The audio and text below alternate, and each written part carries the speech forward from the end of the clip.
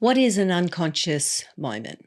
We all do it every day. We have these moments where unconsciously we do things that are unexplainable. But how does it relate to our therapy? Advanced conversational therapy is so different to the traditional clinical therapy or hypnosis because it actually utilizes the unconscious moments. And these unconscious moments, gazing off, we might even show an emotion.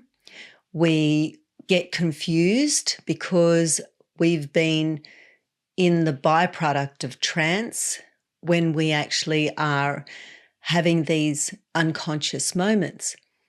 And it's happened to myself, it's happened to many of my clients, where these unconscious moments arise through hypnotic questioning. And these hypnotic questionings are delving into the unconscious mind. So we have the conscious thought of where the problem is. We assume where the problem is. Clients assume, even therapists assume. That's why they use techniques. That's why they use scripts. That's why they utilize a lot of things that have no real bearing on where the issue is, because they're trying to squeeze in, they're trying to utilize a technique rather than utilize the unconscious moments. These unconscious moments happen every day, even without us knowing. It's staring out into nothing. It is driving on autopilot. We have these unconscious moments in habits. But why we want to utilize that in therapy is because that gets to the root cause of the issue. It is finding out what the unconscious mind is thinking, what its reaction is in our body, how we feel, with our eyes, with what we say, with how we say it.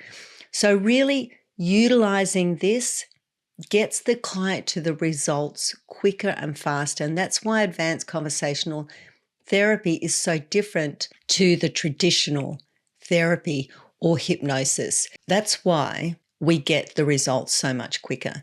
We don't have scripts, we don't do audios, we don't do any of the language patterns. It's just utilizing the unconscious moments, what comes out naturally.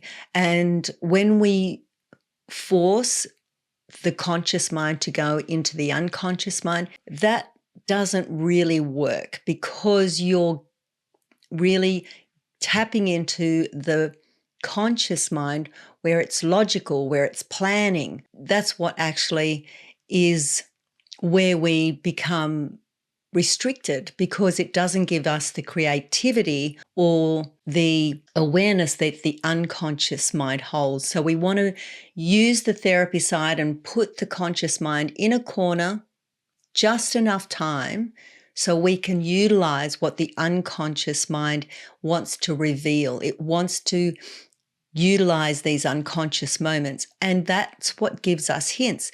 The unconscious mind's very clever because it will give us hints, it'll give us clues. And what we teach is we teach to look out for these unconscious moments.